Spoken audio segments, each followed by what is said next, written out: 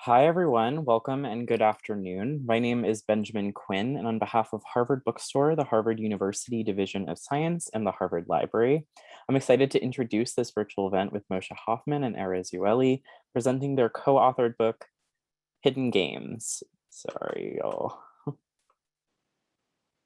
Something weird with my screen. Presenting the co-authored book, Hidden Games, The Surprising Power of Game Theory to Explain Irrational Human Behavior, in conversation with Andrew MCAFEE. I hope you're all well and safe. Thank you so much for joining us virtually. Today's event is the latest installment in our Harvard Science Book Talk series, which works to bring the authors of recently published science literature to our Cambridge community and beyond. This Wednesday, April 13th, we'll host celebrated zoologist Eric Kirschenbaum for a discussion of his book, The Zoologist's Guide to the Galaxy: What Animals on Earth Reveal About Aliens and Ourselves, in conversation with Lewis Gross. To learn more about this and our other upcoming virtual events, you can visit harvard.com and sign up for our email newsletter, or check out the page harvard.com/science for more info. I'll also be posting a link to our Science Research Public Lectures channel in the chat, where you can view previous talks you might have missed.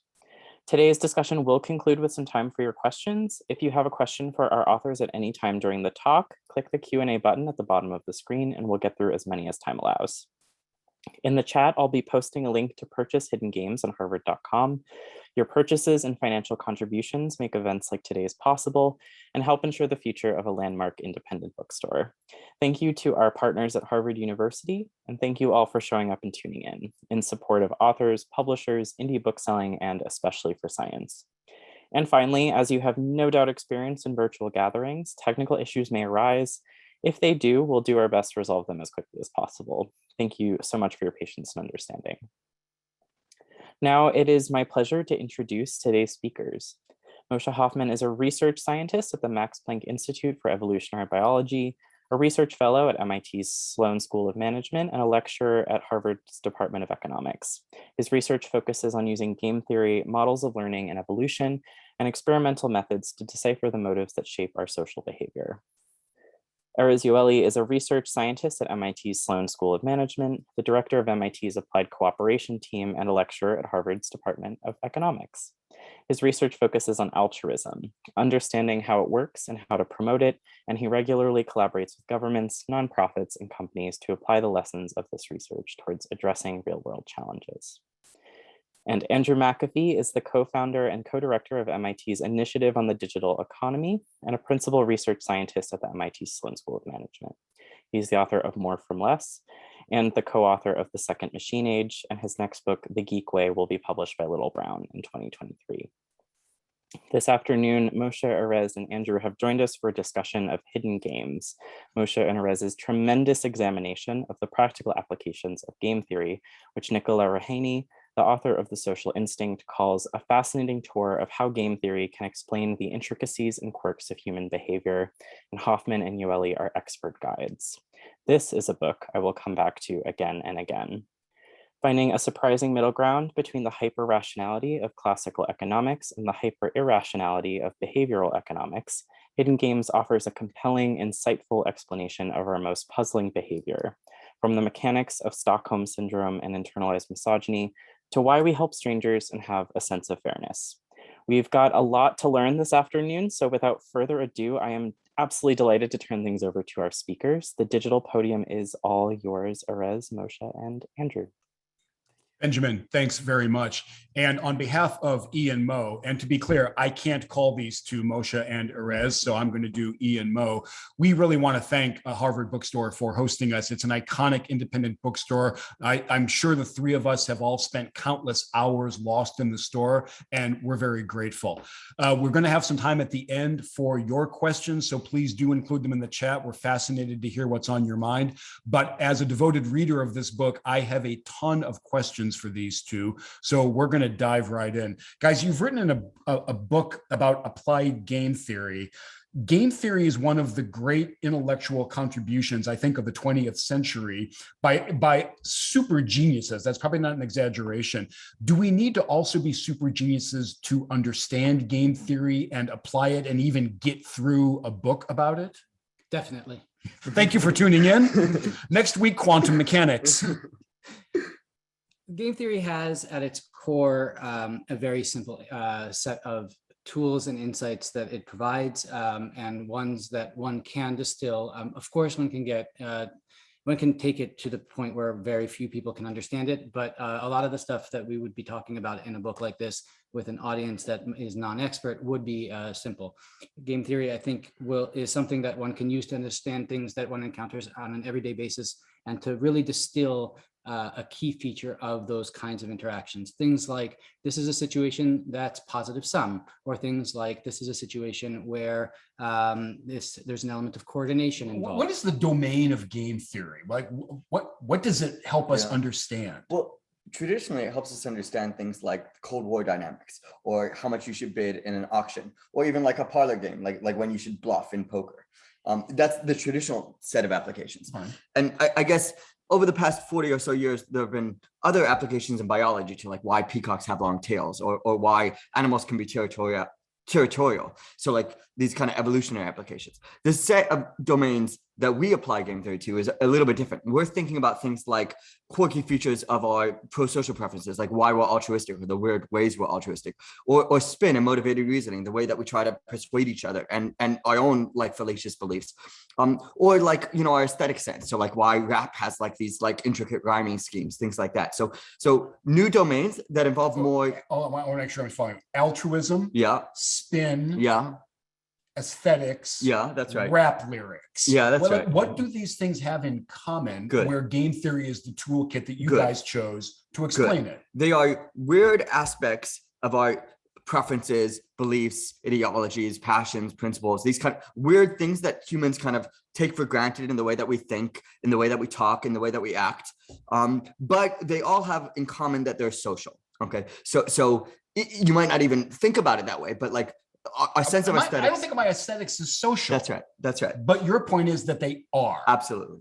So my point is that part of what you're doing as a rap artist is you're signaling things about yourself, but also as a consumer of rap, I might be signaling, you know, the kinds of things that I value, or the kinds of things that I can appreciate, or the kind of creativity that I have. And it is a social am I following you okay, signaling is a fundamentally social activity. Absolutely. Aesthetics are a form of signaling. Am I on board? Yeah, I think that's right. And I think that humans are very, very social animals, and a lot of things that we take to be not social, that they just feel like, wow, I just like, this just feels right, or this is just what I believe. Yeah. Like those things at their core, even if we're not consciously aware of it, they are still shaped by social pressures, by either the effect you'll have on other people by signaling these things, or the effect other people will have on you by positively reinforcing those behaviors. I'm hearing two things, and I want to make sure I got it right. That these are fundamentally social phenomena, not individual phenomena, and B, that they're not always conscious. Absolutely. So that's part of, I think, what's unique about the way that we're thinking of game theory is it doesn't require conscious awareness, conscious strategizing for the game theory to come into play. So in the Cold War dynamics, Kissinger was consciously calculating what's the best way to deter the Soviet Union. That's not like traditionally, that's what game theory is thought to require, is conscious strategic thought. For us, game theory doesn't require that. Game theory can come into play through subconscious processes because of things like cultural evolution, because of things like reinforcement learning. The strategic elements can still affect us, being embedded in our beliefs and preferences. Are you guys saying that actually we're all very good at game theory? Yes and no. In that the way that if you are to think that each individual person their mind is actually engaged in playing a game consciously, and they're calculating all the stuff, the answer is no. But thank you, Dick Thaler. Thank you, Danny Kahneman. All the behavioral world has been telling us we're bad at consciously strategizing. 2 Nobel Prizes. Yeah. But at the same time, our preferences, our tastes, our beliefs, our intuitions, with our sense of justice, with their sense of aesthetics, it is playing a game, a hidden game, a game that we are not conscious of, but it's playing that game. And it's very good at that. And we're all of us are good at that. That's right. And the reason we know that is because we do things like have taste and engage in altruism. And those things are shaped by cultural evolution over the course of like many generations and thousands of people you're getting information from. So every time your tastes are imitating somebody else who's really successful, if you look at, what pop stars are doing and you try to like dress like them or talk like them. But that's conscious, isn't it? Like if I'm If I'm a believer, I dress like yeah, Justin. Yeah, a little bit, but Okay. sometimes not. Sometimes you're just like, oh, I kind of like Justin's style. And like what's going on is subconsciously, you see Justin is like really successful. That makes you want to imitate him. You're not consciously thinking, I'm going to dress just like him so I can be like him. What you're thinking is, he's cool. That's cool. Maybe, that's a cool style. Maybe I'll try that too. And then you try it, and if it works for you, you do it again. I'm thinking about that, if I'm hearing right. I'm thinking about that sometimes consciously. Sometimes. But that's the tip of the iceberg, and the iceberg is actually a other lot kinds deeper of imitation than one. That's right. Okay. And so sometimes consciously you can figure out optimal strategies. You can do fairly well with your consciousness. Sometimes not. Sometimes it doesn't work so well because of like the behavioral critique that we mentioned before with Kahneman and Thaler point out, where our consciousness has its limitations. But but sometimes it'll get it right. But even when it gets it wrong, you'll still be imitating. You'll still be learning from others. You'll still be trying things out, and if they don't work, then you'll try something different. Because that's part of human nature. Human nature. We are very social creatures, not just in our social interactions, but the way that we socially learn. And we're animals that try things out. And when they don't work, we do something else. Okay, I want to make sure I'm with you. And because we're so deeply social as a species, we interact all the time. And learning from each other. Game theory and learn from each other. Game theory is a great toolkit because it's all about interacting agents. Is that the right chain of reasoning? It's about interacting agents. So there's kind of two senses in which we're interacting agents. One sense is like we're playing games with each other. And so game theory will help us understand how those games work. Okay. But the second sense is that we're also learning from each other, and that will help us optimize even without conscious awareness. So the justification for using game theory is social, as well as the fact that game theory is good for analyzing social scenarios. They're kind of both there. Okay. Two separate social elements. You guys, I've heard you say the word evolution a couple of different times, but you said it in kind of a weird context. You talked about cultural evolution. Yeah, that's right. As I read your book, one phrase that did not occur in the book, as far as I can tell, was evolutionary psychology, which is kind of a popular discipline. Are you guys not evolutionary psychologists? Yeah. Well, we steal a little bit from evolutionary psychology, and we're definitely standing on the shoulders of some very smart evolutionary psychologists, but there are some subtle differences. Okay. So evolutionary psychology is this field that says, if you want to understand human behavior, if you want to understand the human mind, you need to think about, to put it bluntly or stereotype a little bit, you need to think about the savannah. You need to think about what would have been good for humans 10,000, 100,000 years ago when our minds were biologically evolving. And that helps me understand my preference for salty, fatty, sugary food. That's right. That's actually the right way to think about that. Absolutely. Great. There's no way to understand. Where does it go off the rails, or where's your difference with these folk? It's a difference in emphasis. One is an emphasis on evolved preferences that evolved. What would have been good on the savannah? Like the salt and fat example, why we like bacon. But one is my taste for modern art is not in that category. That's right. It is not. Mondrian did not exist on the savannah.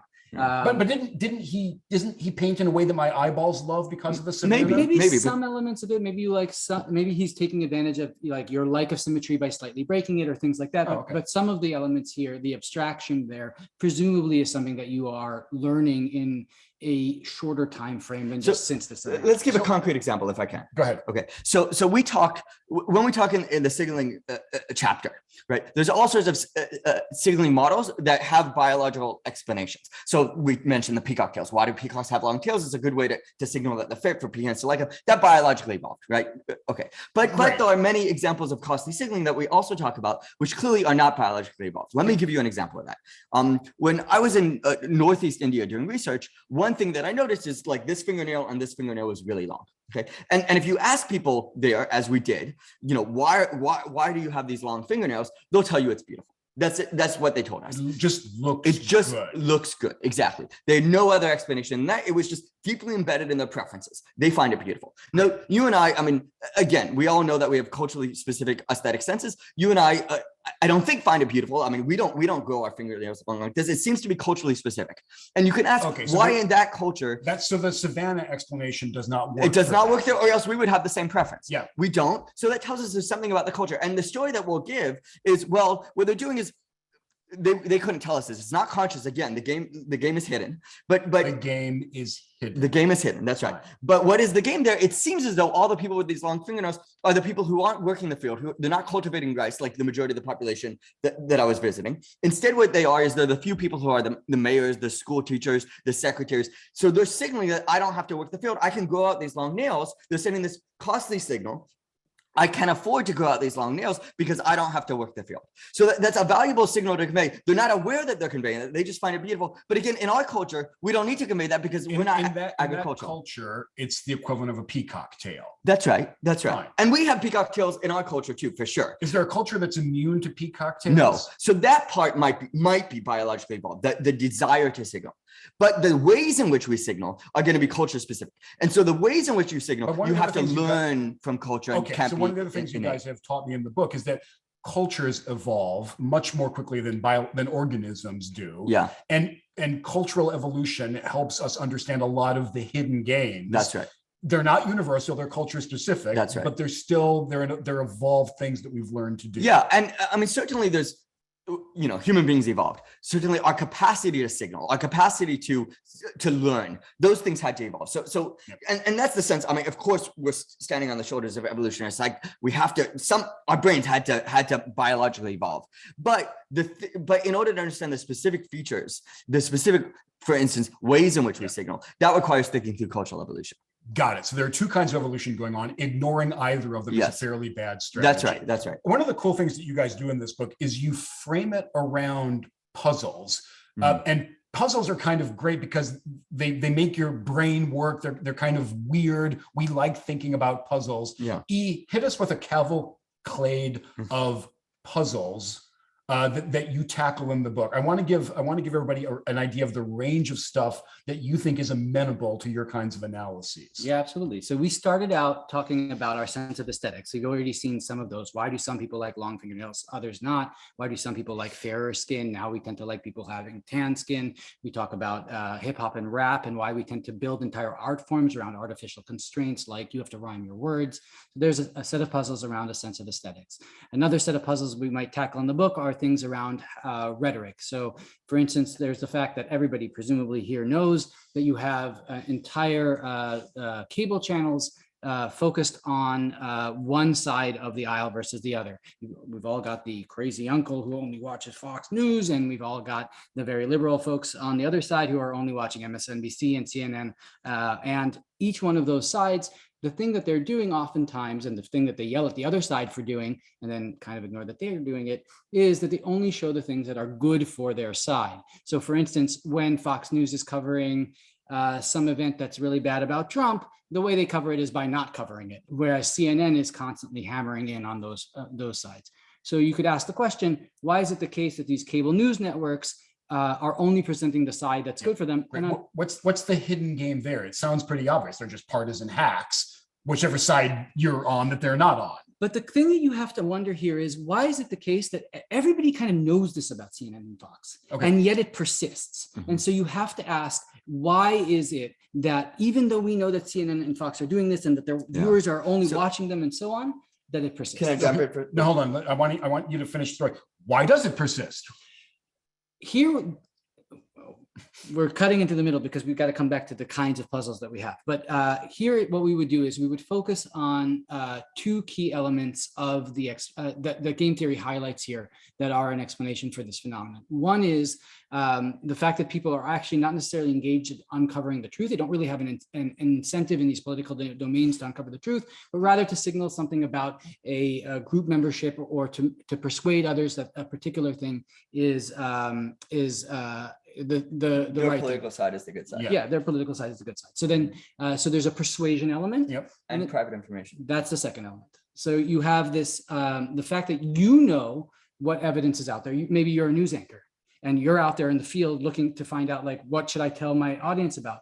You know what you can tell them about. They don't necessarily know that. And so you pick and choose, and you only show them the stuff that's good for the side. And importantly, if you lie by commission, if you make up facts, that's much more likely to get you caught, much more likely to get you in trouble. You'll be seen as much more dishonest. But when you just leave out facts, there's an asymmetry. Leaving out facts, lies of omission get punished less, the harder to detect. Yep. And so we take advantage of this in the way that we spin. We tend to spin by leaving things out instead of making things up. That's why we don't see so many bald-faced lies on a lot of networks. But we do see just really slanted coverage. That's right. There's a good reason for that. And this is a case where the game theory, you're right, here the game game isn't really hidden. We all kind of know Fox News. Okay, so great. So we all know partisan. We can come up with an explanation. Give us some great examples of where the game really is more hidden and where we need the toolkit that you guys lay out to help us understand what's actually going on. Yeah, I mean, you can kind of very naturally transition from thinking about overt spin of this kind to what do people who are partisan believe, and then in fact thinking about, so everybody has that partisan friend who is totally bought into the propaganda. Right. And why are other people such idiots? It's kind of an interesting question. Yeah, that's right. Why? Well, but one thing that you're seeing here is the spin gets internalized. So if you're used to only presenting one side, as you said, they're the game we kind of see, like you're just in persuasion mode. What's interesting, the way in which it gets hidden is you start to believe it yourself. It gets internalized and you end up with being a motivated reasoner. So this is like, a lot of psychologists have shown that we end up with fallacious beliefs ourselves. And, the classic explanation of where do our fallacious beliefs come from is you just believe what you want to be true. And we're actually saying something slightly different. Or you're an idiot. Or you're an idiot, yeah. But you guys are not saying either of those Exactly. things. What we're saying is actually all you're doing is you're in persuasion mode, and it turns out that part of being a good persuader is you end up internalizing it and believing it yourself. And so the thing that's good in an interview, why would you believe that you're not going to be good for this job? That's not a good thing to believe, because somebody might uncover that you terrible interview. That's right. So you're going to be overconfident. That's right. So the social thing of trying to persuade gets internalized and ends up affecting your own beliefs in a way that it then ends up being hidden. So you might not. So partisan hacks would not agree with the label, I'm a partisan hack. No, they know the truth. I'm in possession of the truth and you're not. And the other half is completely lost. That's and so at that point, the game gets hit. That is a more self-serving At that point, the game becomes it. One of the most fascinating things for me in the book, there's a lot of great puzzles here. The altruism section is fascinating me because I learned so much of what's actually going on is weird until you understand the hidden game. Yeah. So talk to us about altruism. I guess there are two questions. One is, why are we? We're selfish species. Why be altruistic? But what you guys highlight is we're actually weirdly bad at it. Yeah, exactly. You do see humans engage in an enormous amount of altruism, something that people have puzzled about. And we stand out in some ways as being more cooperative than many others, say primates. Do I understand altruism and cooperation are kind of synonyms here? We use it. Yeah, we're going to use it the same way. Okay. Cooperation is technically borrowed from biology. No, just go on. So on the one hand, you do have this intensely cooperative altruistic species. On the other hand, it's very easy. Is it weird that we are altruistic from your viewpoint? Yeah.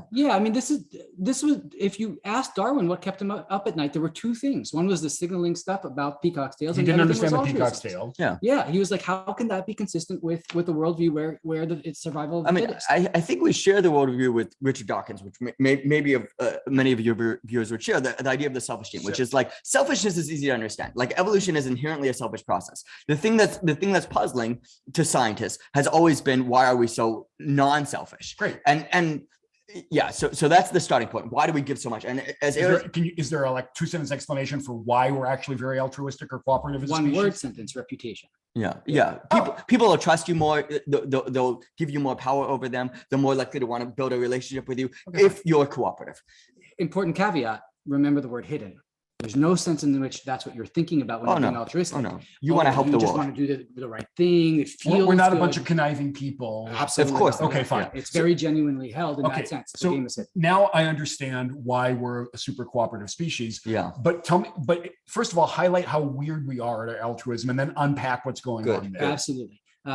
So every year when we start this part of our course, for instance, the thing that I do is, it's a little mean, but I start by talking about Habitat for Humanity, which is this very well-respected organization. Most of the folks in the audience would know it. And what they do is they build housing and community centers in places where they need more. Are you guys about to dump on Habitat for Humanity? Definitely about to dump on Habitat for Humanity. Okay, fine. Sorry to all the people who have volunteered for Habitat for Humanity, and to all my former students who every year have to go through the spiel.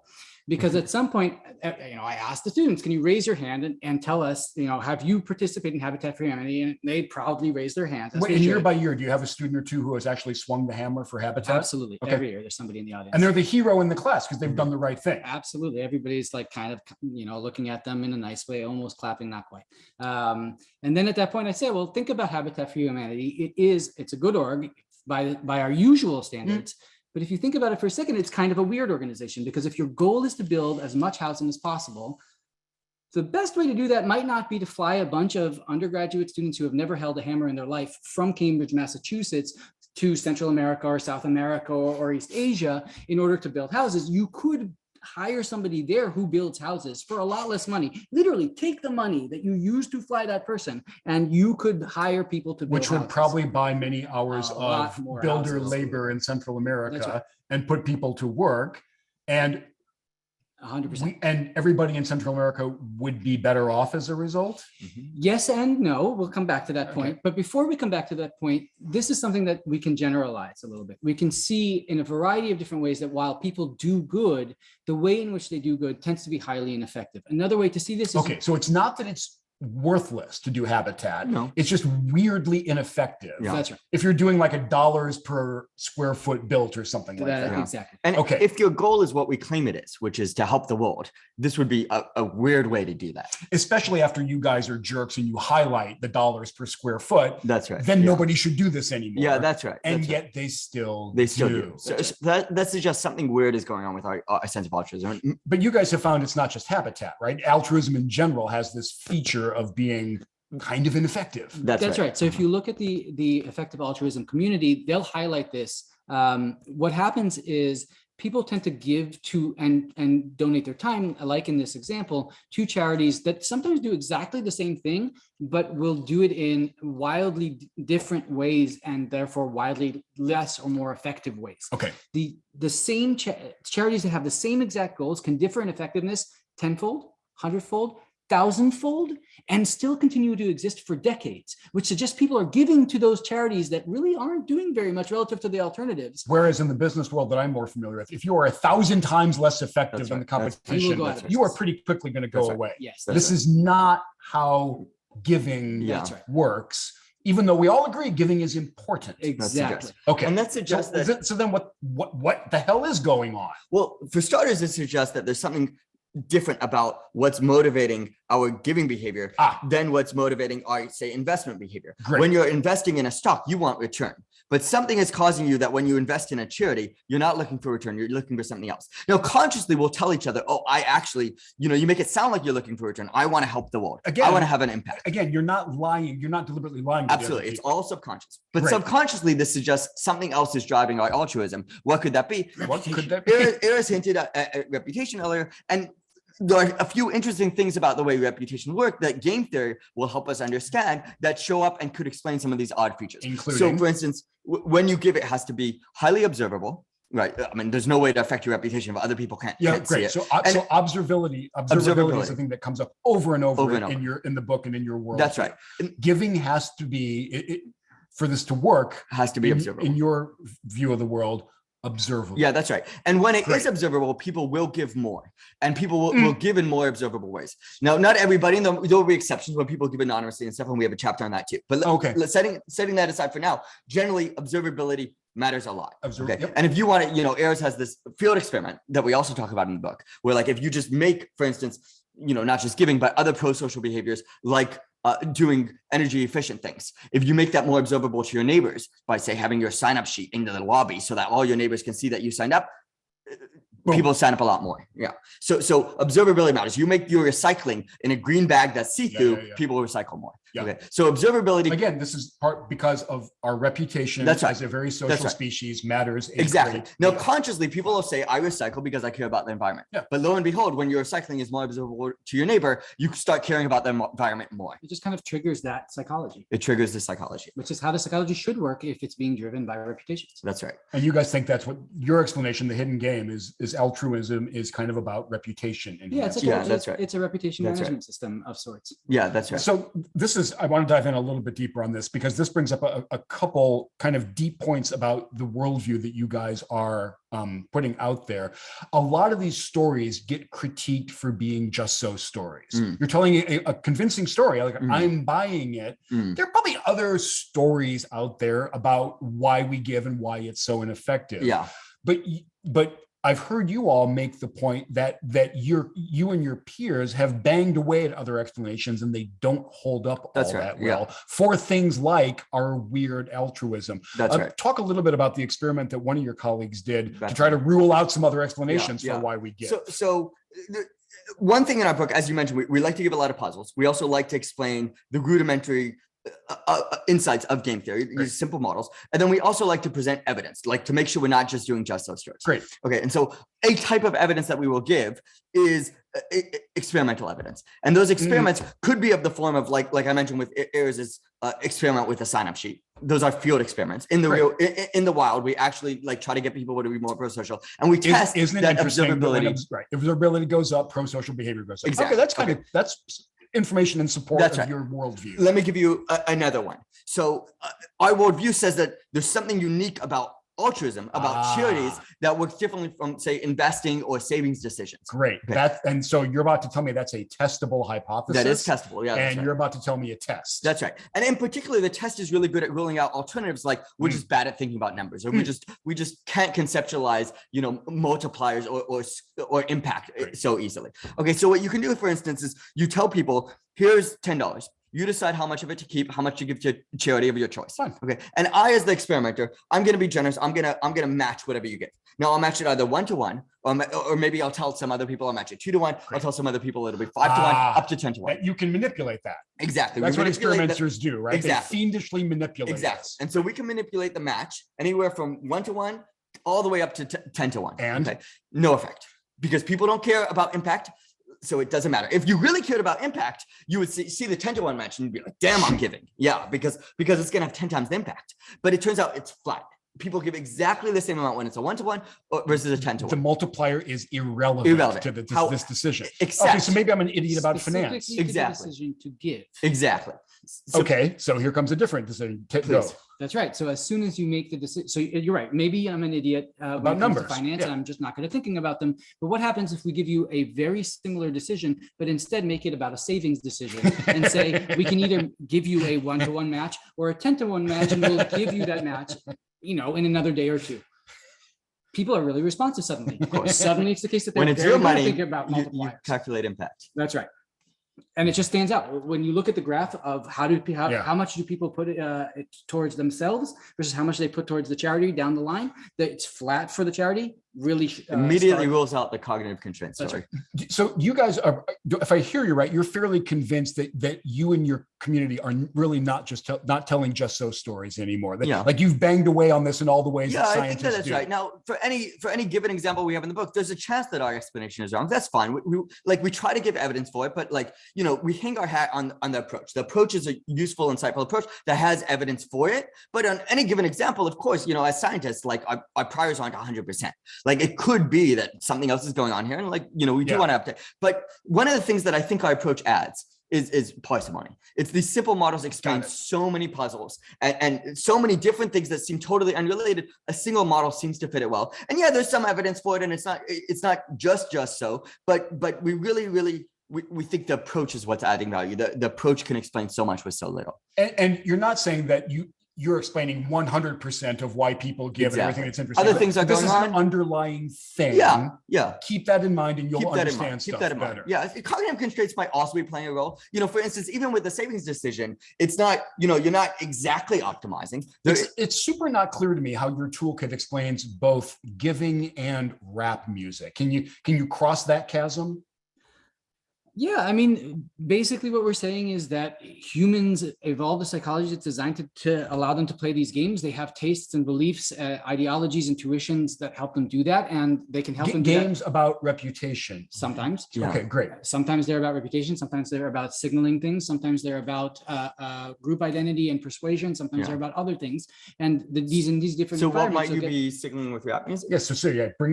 I think that with rap music, the answer is something along the lines of, obviously there's some group identity stuff, and there's probably some stuff around cleverness. The fact that you can pick up on this stuff, that you can keep up, that you can memorize them quickly. Or is the rap artist that you can even come up with it. Mm-hmm. Yeah. And if I'm hearing you right, if I'm following some kinds of rap artists, that's signaling more that I'm an insider, that I'm more deep into the community in exactly the same way that if I go to New York and I walk around MoMA instead of the Met, I'm signaling something about me. Yeah.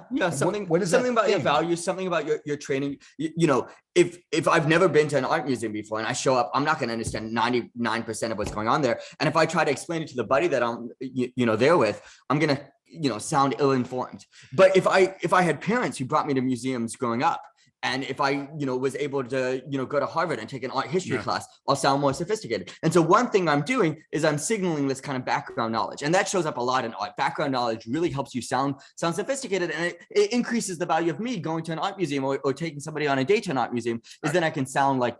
Sometimes you guys come across as weird cultural relativists, right? Like you're saying there's no such thing as better or worse. Yeah. We just, with our taste, we signal different things. Do I have that right? Like, is Bach not any better than other Baroque composers? He's just the one that we've settled on to show that we're fancy people who like Baroque music. Bach may be better at, well, first of all, Bach may be better at the things that make you make it a good signal. And also the aesthetic features, I mean, these kinds of things, the thing that you signal is going to some extent reflect the underlying function of that signal. So for instance, if what you're trying to do is signal something about your background, then what you want is a signal that takes time to learn and that you need to learn with others. And so what we are saying is that the game theory can help you understand why people, for instance, might become wine snobs. Because when it comes to wine snobbery, it's not just about the fact that the wine is expensive. There's also the fact that you need to learn the language of wine snobbery, and you can only do that with a friend who likes wine, right? So hold on. If I go to a fancy restaurant and I want to impress people who I think are fancy and hang out at fancy restaurants, and I say, bring me your most expensive bottle of wine, have I just flunked some test? Yes. In some sense, yes. I mean, what they'll know is that you have a lot of money in your pocket. What they won't infer, and what you often want people to infer, is something about your background or your social network. And so wine snobbery is kind of very well designed for that. So is art appreciation, because art appreciation is all about recognizing some reference in that.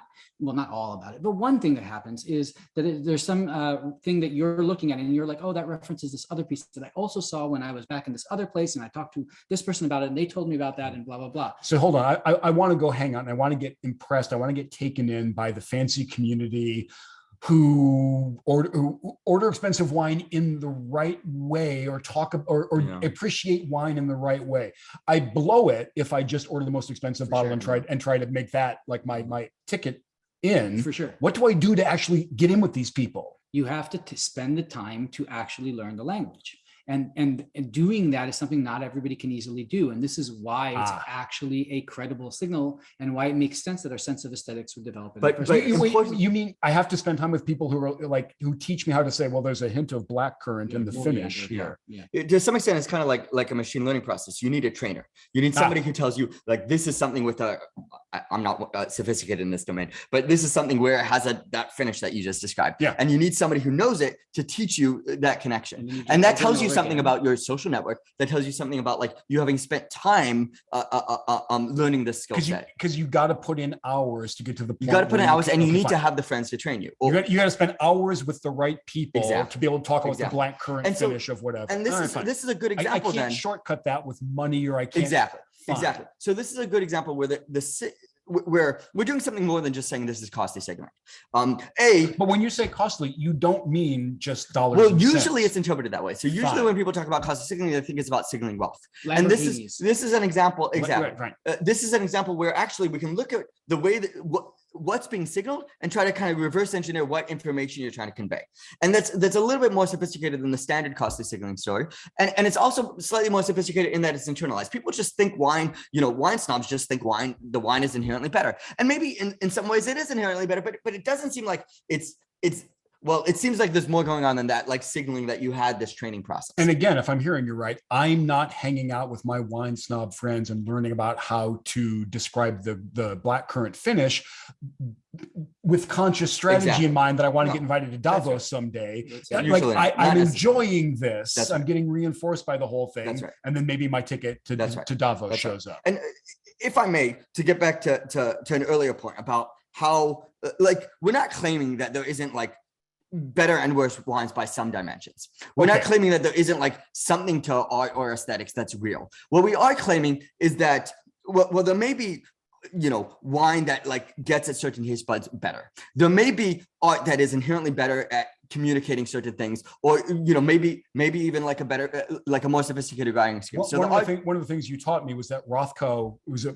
abstract art hero. He actually worked like the Dickens. That's right. And what he did is extraordinarily hard to reproduce. So it's not my 4-year-old can do this. Is not correct. There's some way, there's some dimension, there's some metric at which it is in an objective sense better. But our point, and we're not the first to say this, is like that can't explain all of why we like it better, or which people will like it better. Let me give you one experiment, if I can, that kind of demonstrates this. Okay, and that's this very nice study by Paul Bloom and a few others at Yale, where they actually showed people different art pieces. And I love this one. Yeah, exactly. And this is fiendishly clever. Exactly, it is. And they tell them, this is an original, or they tell some other subjects, actually, this is the original. That's the replica.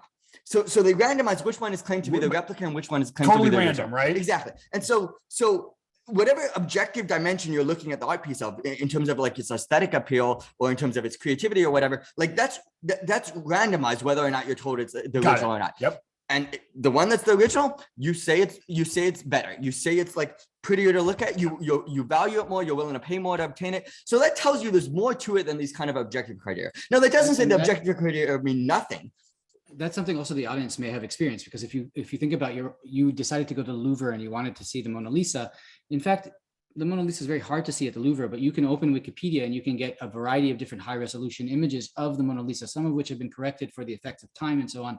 It's a better way to learn about the Mona Lisa. You can see a better image. And yet most people wouldn't think of that as being really special, but going to the Mona Lisa is almost to see it physically is almost a spiritual experience. Wait, in E, wasn't there a follow-on in the study that Mo just described, where if you show people pictures of cars instead of art, right, exactly. it doesn't matter which one, which was the original? That's similar to the savings to charity contrast that we mentioned before. That's a nice comparison treatment that really shows that, like, oh, there's something unique about our sense of aesthetics here. So for mechanical objects, so objects that actually have practical use, like they're actually like, you don't care whether it's a replica or right. Is this Celica better than that Celica? Well, exactly. Who the hell like cares? You just want to know that it works, and that tells you, look. But you actually only see the effect about whether it's called the replica or the original, and how much you like it, how much you're willing to pay for it, how much you value it. You only see that effect when we're judging things on their aesthetic appeal. That tells you there's something unique about how aesthetics work that has something to do with signaling or something like that. All right, before we throw it up into questions, I want to ask one final question. This toolkit has helped me a great deal to understand what's really going on in the world, to understand the hidden games that are happening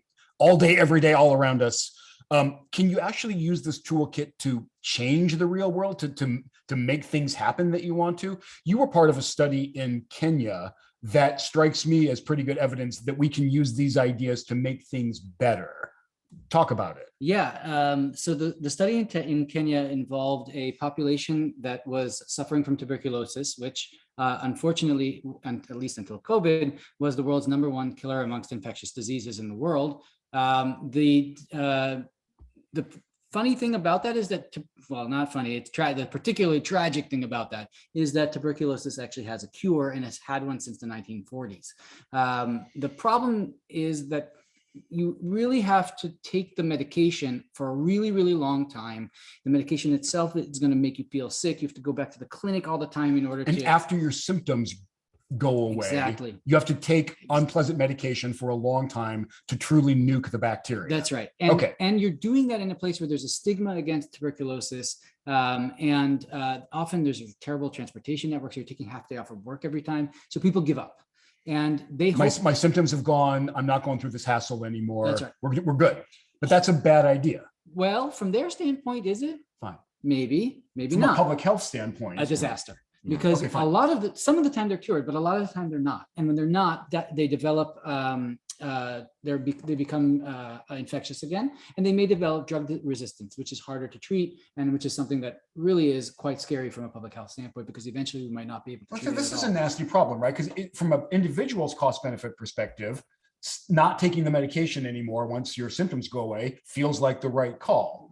From a community perspective, it's deeply the wrong call. That's right. So do you just pay people a ton of money to go take the rest of their medicine? That would absolutely work if you paid them enough, but sometimes you can't do that. Okay. And so there might be an alternative, and alternative might be, can we turn on that sense of altruism, a little bit like in the study that Mo was describing earlier, where we were trying to get people to sign up for a program that prevented blackouts and energy efficiency. Okay, so once we know more about how altruism and cooperation works, we can help with this situation. Right. What do we do? So we talked about observability. There are a few other things that we can do by thinking about the details of how reputations work. Good.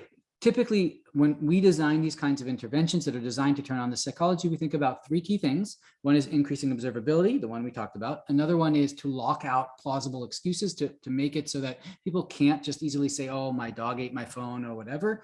They ate, the medication, I ran out. Like, we have to eliminate that excuse. Because if I'm hearing you right, they will believe those excuses themselves. Absolutely. They're not just things they tell other people. That's right. And we need to make it the case that when they make those excuses, that they cannot easily make those excuses and for their reputation not to take a hit. That's how to think about it. And then the third thing is we really have to communicate the expectation that this is the thing that they're doing is something that they should do, and it's something that the community expects for the welfare of the community. Which we call a norm, right?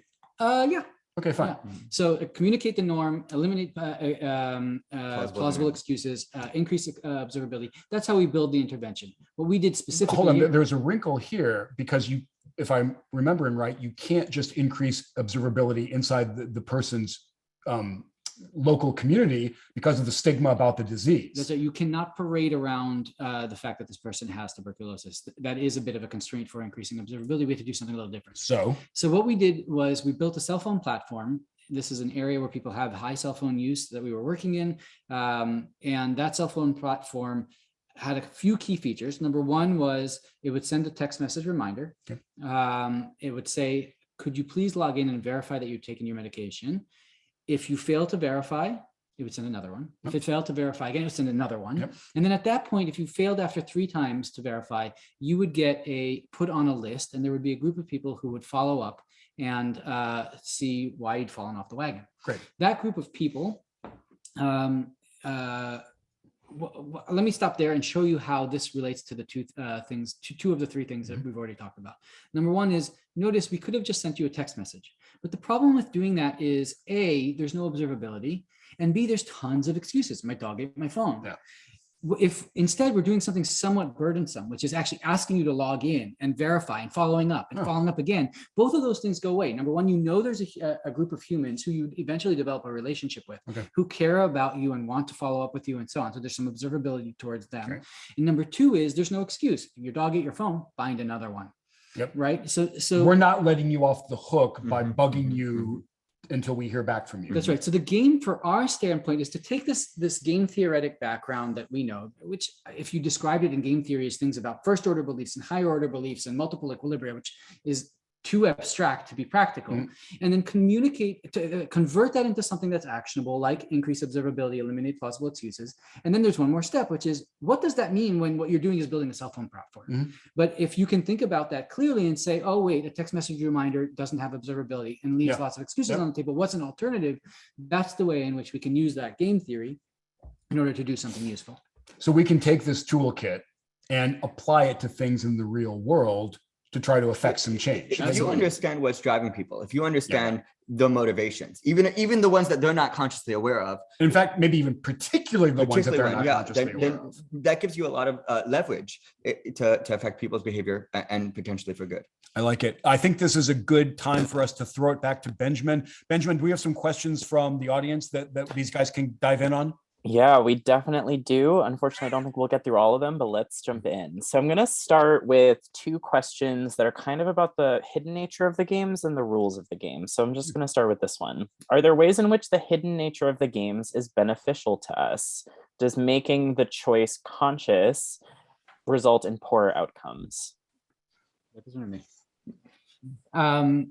There are sometimes ways in which the fact that it's hidden is useful to us. Sometimes it's just the way things work, is we tend to internalize stuff that's useful to us. But sometimes the very fact that we are not conscious of it is useful to us. This isn't something we ended up talking about so much in the book, but when it comes to altruism, for instance, the fact that we're not conscious of the reputational returns does make us more trustworthy. And we do have some work showing this.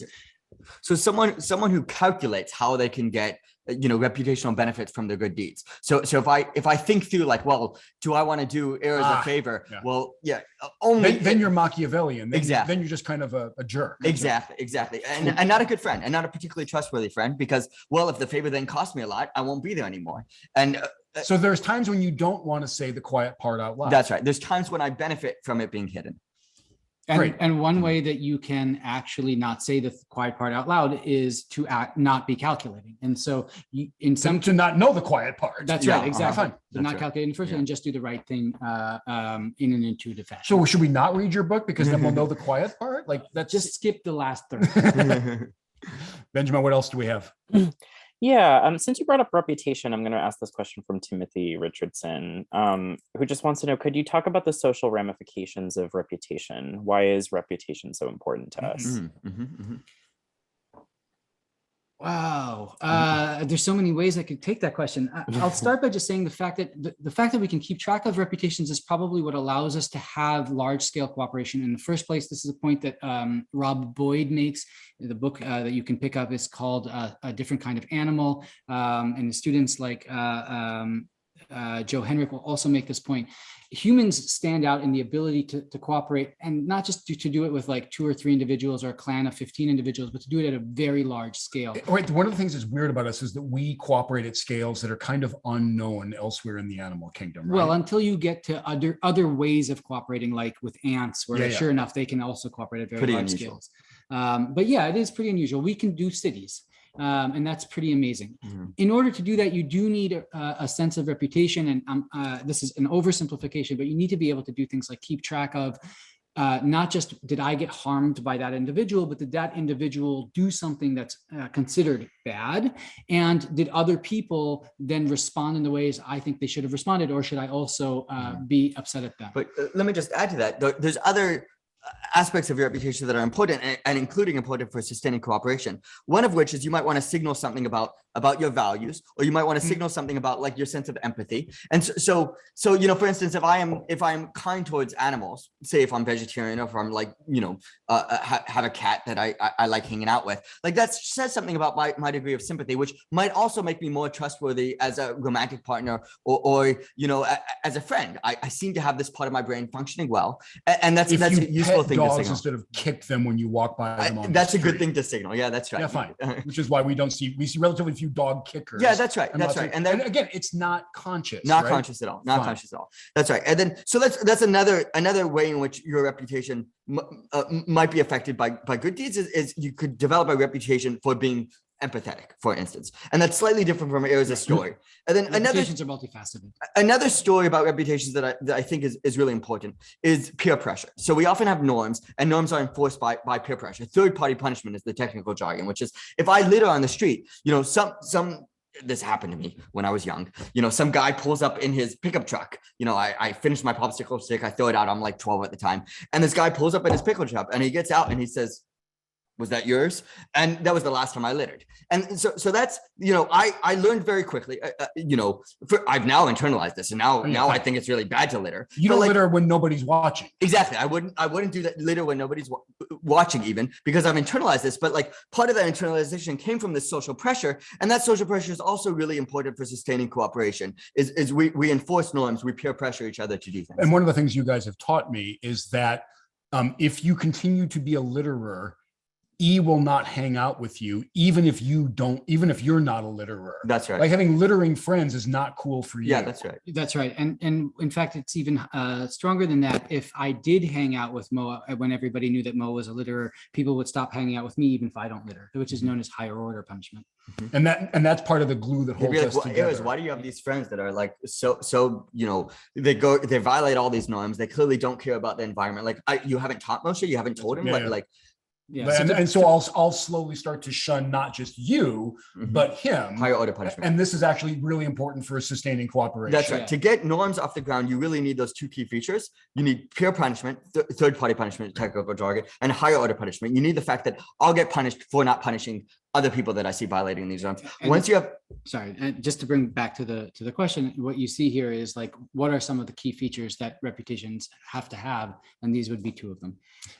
it struck me after reading your book, there are very few things more important to us than reputation, right? We want clothing if we're out in the cold, we need food, but for a social species like us, reputation is just paramount, right? If your reputation, I mean, as you see, I don't know, take the people who have been taken down by, say, the Me Too movement, right? These are people with a ton of wealth, but like, that doesn't save them. And like their lives are tremendously worse once they've been called out by this movement for their past misdeeds. Like once you lose the status, whether or not we care, whether or not we're sympathetic to them, keep in mind that their lives are deeply, deeply worse as a result of getting Me Too. Third party punishment hurts. And it hurts especially for a species where we rely on our social network. We rely on our reputations to have any amount of power, to have any amount of status. That stuff matters to us. The worst thing that could happen to a Roman senator would be that he would be sent off and couldn't come back to Rome, and he could keep his wealth, but he was just ostracized. That was the toughest punishment they had. Benjamin? I'm going to pivot to this next question that just came in a few minutes ago, but I'm curious and I'm hoping we can expand it into other ways of thinking about this. But Gabriel Gesmer in the audience asks, how do you explain the significant minority of donors to charity who choose to give anonymously? All right. You know what, Benjamin, you know what the definition of a great question is? One where they've got an entire chapter of the book about it. Awesome. Glad to hear it.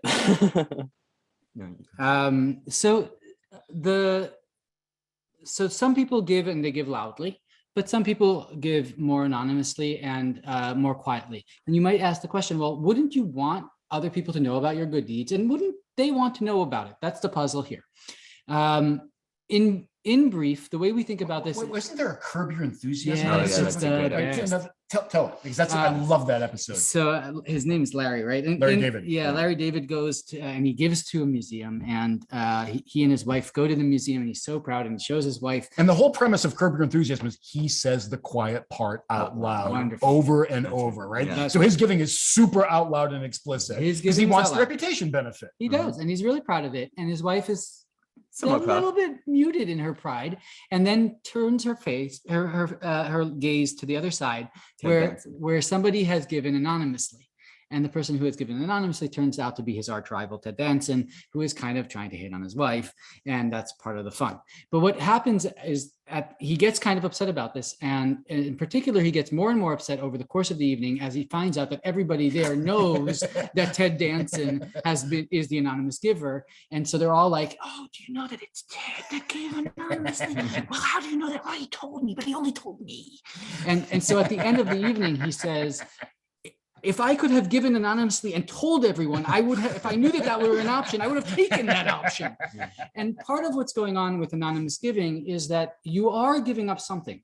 The average person who will come up off the street when they come to the museum will not know that it was Ted Danson that gave that. His name is not on the museum wing. He could tell Cheryl. He's anonymous, right? Yeah, Cheryl might find out that Cheryl, Larry David's wife. And Ted kind of wants Cheryl. That's important. And wants Cheryl to find out that the average museum goer won't find out. That's kind of the key point. There's a signal like I'm super elite. Exactly. Only the in crowd knows that I'm actually very exactly. And so you're telling a Machiavellian story about this again, but not a calculating. That's story. right. Again, it can happen all intuitively. I mean, if you think about things like people naturally being modest, think about Crazy Rich Asians and the main character there, Nick, who doesn't even tell his girlfriend of a year that he's coming from a very rich background. That's something we tend to admire, actually. And we're here we're from Boston, the home of the Brahmins.